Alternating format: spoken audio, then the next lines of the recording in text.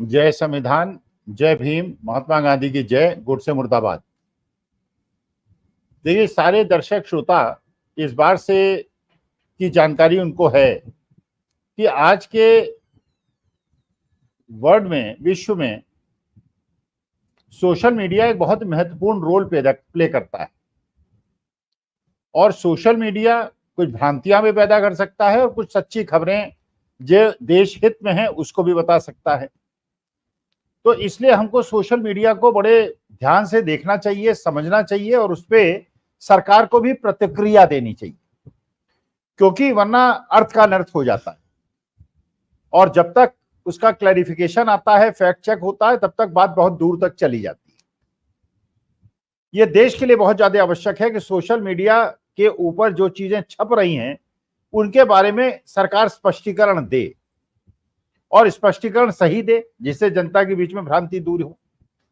देखिए, एक बात तो ये सोशल मीडिया में क्या चली, ये तो बात सच सिद्ध हुई कि जो सोशल मीडिया में बात चली थी वो सच थी।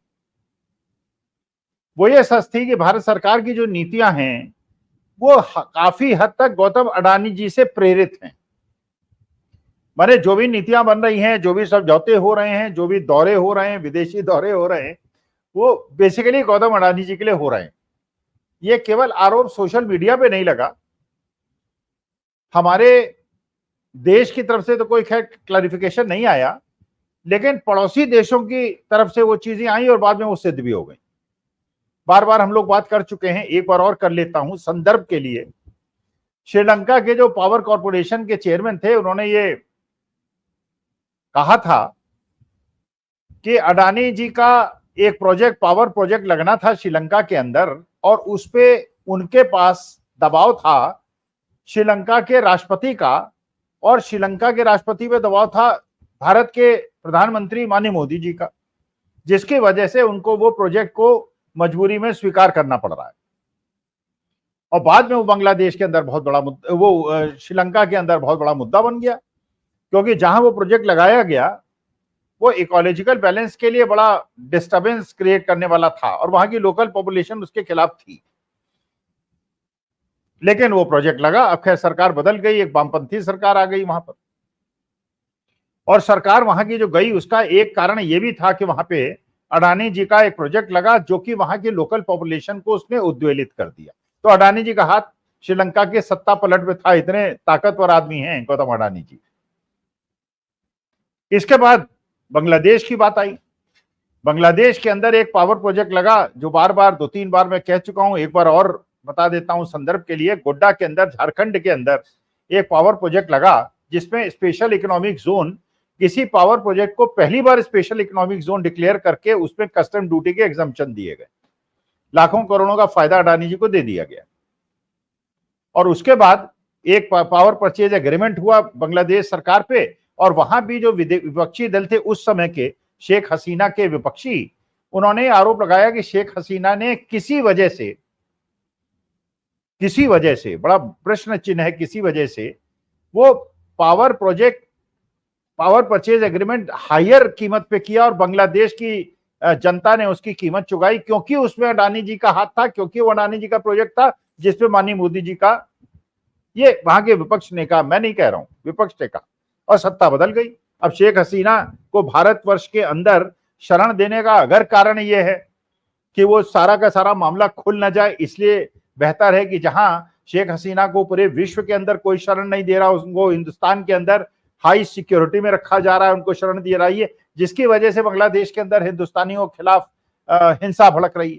खैर, अब एक तीसरा प्रोजेक्ट, अब ये देखिए तीसरा मसला है जो पिछले 5-7 दिन के अंदर हुआ है। चीन से हमारी दोस्ती बढ़ रही है। अच्छा, उसको गोदी मीडिया ये जस्टिफाई करने की कोशिश कर रहा है कि साहब वो पेट्रोलिंग हो गई है, हमें परमिशन मिलेगी, उन्हें परमिशन मिलेगी, उनकी सेनाएं हट रही हैं।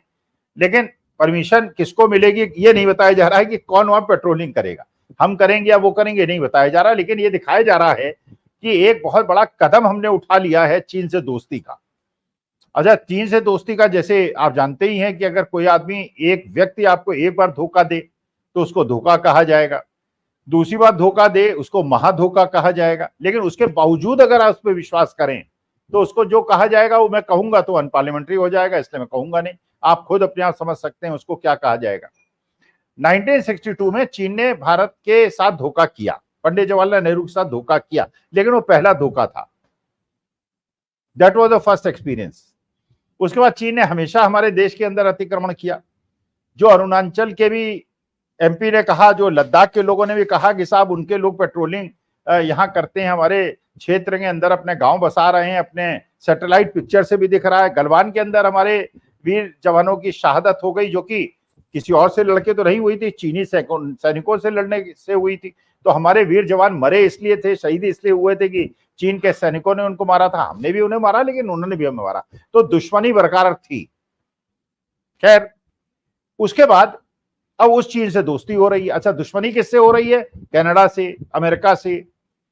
कनाडा से अपने राजदूत बुला लिए उन्होंने, अपने राजदूत हमारे यहाँ से बुला लिए। अमेरिका जो है उनके कोर्ट हमारे बड़े बड़े लोगों के खिलाफ सम्मन इशू कर रहे हैं। तो अब ये गोदी मीडिया बताने की कोशिश कर रहा है कि वेस्ट ब्लॉक जो है वो गुंडाई कर रहा है, इसलिए हम चीन से दोस्ती कर रहे हैं, वो चीन जिसने हमेशा आपको धोखा दिया।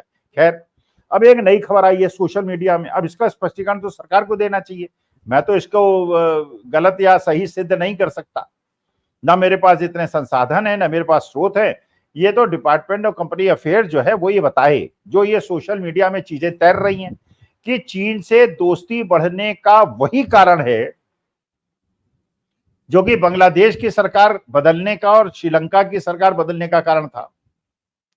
ये सोशल मीडिया में बताया जा रहा है कि एक प्रोजेक्ट लगा है, एक बनी है, एक नई कंपनी इनकॉर्पोरेट हुई है।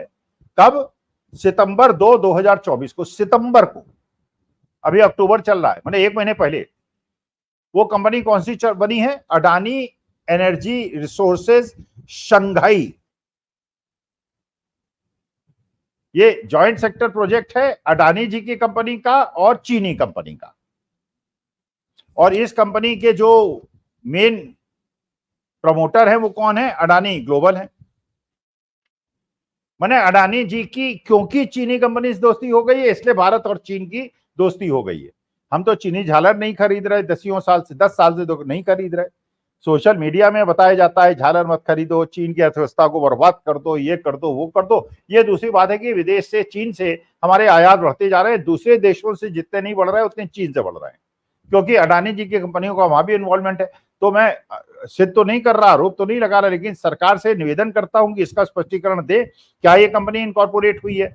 क्या ये कंपनी जो है वो वहां पे जो इंफ्रास्ट्रक्चर प्रोजेक्ट्स हैं, जो लॉजिस्टिक प्रोजेक्ट्स हैं, उसके लिए काम करेगी? और क्या इसके माध्यम से चीनी और अडानी कंपनी भारत के जितने भी इंफ्रास्ट्रक्चर प्रोजेक्ट्स हैं और लॉजिस्टिक्स के प्रोजेक्ट्स हैं उनको कंप्लीट करेगी, और प्रॉफिट अडानी की कंपनी होगा, चीनी कंपनी को होगा, और भारत की कंपनियां टाई फेस? फिर भारत की कंपनियों को कैसे बिजनेस मिलेगा, उनका ग्रोथ कैसे होगा? सारा का सारा बेनिफिट जो है वो चीन को और अडानी जी को हो जाएगा। क्या इस वजह से चीन से दोस्ती बढ़ाई जा रही है? तो स्पष्टीकरण हो जाए तो शांति हो जाए। अच्छा, इसके बाद एक मुद्दा तो ये हुआ कि चीन से क्यों दोस्ती बढ़ रही है, अब समझ में आ रहा है, और गोदी मीडिया क्यों उसके प्रचार प्रसार कर रहा है कि दोस्ती एक बहुत अच्छा कदम है। वो क्लियर, अगर क्लैरिटी दे दे सरकार तो स्पष्ट हो। दूसरा, ये गिरिराज सिंह साहब हैं, केंद्रीय मंत्री हैं, झारखंड के रहने वाले हैं। वो खुलेआम यात्रा निकाल रहे हैं, मुसलमानी ये क्षेत्रों से निकाल रहे हैं, भड़का रहे हैं, जनता को भड़का रहे हैं, घुसपैठिया कह रहे हैं मुसलमानों को, सारे मुसलमानों को घुसपैठिया कह रहे हैं। जिनके पास आधार कार्ड है, जिनके पास नागरिकता है, जिनका पासपोर्ट है, उनको भी घुसपैठिया कह रहे हैं। और कह रहे हैं 1 काटो 100 काटो, काटो मटो, पता नहीं क्या क्या वो अपने नारे दे रहे हैं। अच्छा, ये भूल रहे हैं अगर वो मुसलमान यहाँ 50 साल से रह रहे हैं, अगर वो घुसपैठिया है, तो हमारे बच्चे और हमारे रिश्तेदार जो कनाडा में, अमेरिका में, गल्फ कंट्रीज में और यूरोप में जाके 20-20, 25-25 साल से रह रहे हैं और लाखों करोड़ों रुपए का रिपेट्रिएशन हमको भेज रहे हैं, और वहां की नागरिकता ले लिया और वहां जाके अच्छा खासा जीवन यापन कर रहे हैं, वो उस देश के अंदर क्या है? अच्छा, वहां के लोग उनसे कोई भेदभाव भी नहीं करते। हमारे देश के एक मूल के व्यक्ति को यूके अपना प्रधानमंत्री भी बनाता है। हमारे देश की एक मूल की लड़की आज जो है अमेरिका के राष्ट्रपति बनने के मुहाने पे है। तो इस प्रकार की फीलिंग करके क्या अमेरिका के अंदर जो हमारी देश की बिटिया के जीतने की चांस है उसको धूमिल कर रहे हैं गिरिराज सिंह, और जान के डोनाल्ड ट्रंप का समर्थन करने की कोशिश कर रहे हैं, क्योंकि कमला हैरिस और डोनाल्ड ट्रंप के बीच में लड़ाई है। अगर वहां पे कमला हैरिस जो भारतीय मूल की हैं, भारत के अंदर इस प्रकार का रेसिस्ट कमेंट किया जाएगा तो अमेरिका के अंदर इसका रिएक्शन होगा, और अमेरिका के अंदर इसका रिएक्शन होगा तो उसको डोनाल्ड ट्रंप को फायदा होगा।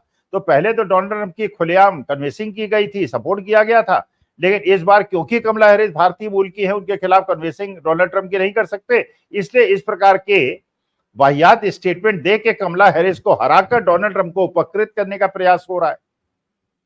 क्या ये एक प्रकार से फिर इस बार डोनाल्ड ट्रंप सरकार का जो निर्णय है माननीय का, विश्व गुरु का, वो गिरिराज सिंह के माध्यम से देश में और विदेश के अंदर हमारे हिंदुस्तानियों के खिलाफ रेसिस्ट अटैक्स को बढ़ाने का एक प्रेरणादायक स्टेटमेंट दिया जा रहा है। अच्छा, इसके बाद अजय कुमार जो जमशेदपुर से चुनाव लड़ रहे हैं कांग्रेस के टिकट पे, उनके स्पोक्स पर्सन भी है, वो ये आरोप लगा रहे हैं कि जो उड़ीसा के गवर्नर साहब हैं, जो पहले झारखंड के मुख्यमंत्री थे, वो अपना रात के समय उड़ीसा अपने भवन से, राजभवन से निकलते हैं और रात में अपने स्कॉर्पियो कार में जाके पैसे बांटते हैं, और इस प्रकार की घटनाएं हो रही हैं। चुनाव आयोग से शिकायत कर दी है, जैसा सब जानते हैं चुनाव आयोग कोई कार्रवाई करेगा नहीं, कोर्ट जाएंगे तो कोर्ट में कोई कार्रवाई होगी नहीं।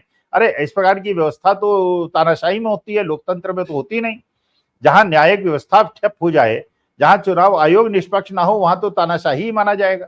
अच्छा, ये अमेरिका के पेपर्स भी कह रहे हैं, प्रतिष्ठित पेपर्स कह रहे हैं, ये भारत के अंदर कैसा संविधान और लोकतंत्र है, जहां एक व्यक्ति को just because he is a Muslim और ही इज पुअर, वो 4 साल से जेल में पड़ा हुआ, उसका ट्रायल ही नहीं शुरू हुआ है और 4 साल से उसको बेल नहीं मिल रही है, जबकि bail is a normal process and jail is a exception. लेकिन 4 साल से, तो ये तो एक प्रकार से किसी को भी जेल भेज देना और उसको जेल में रखना, ये तो तानाशाही में होता है, लोकतंत्र में तो होता नहीं। तो चीन से, रूस से, नॉर्थ कोरिया से, इजराइल से दोस्ती और अमेरिका कनाडा से दुश्मनी, ये तो मेरे ख्याल से भारत को क्या साम्यवादी देश बनाने की कोशिश हो रही है, तानाशाही देश बनाने की कोशिश हो रही है। एक तरफ तो अर्बन नक्सल कहा जाता है, वामपंथी कहा जाता है, और दोस्तियां केवल वामपंथी देशों से हो रही हैं। तो जरा विचार कीजिएगा, और इसके बाद अगर लगे कि बात if I am talking sense तो अपने कमेंट्स में बताइएगा। नमस्कार, धन्यवाद और प्रणाम।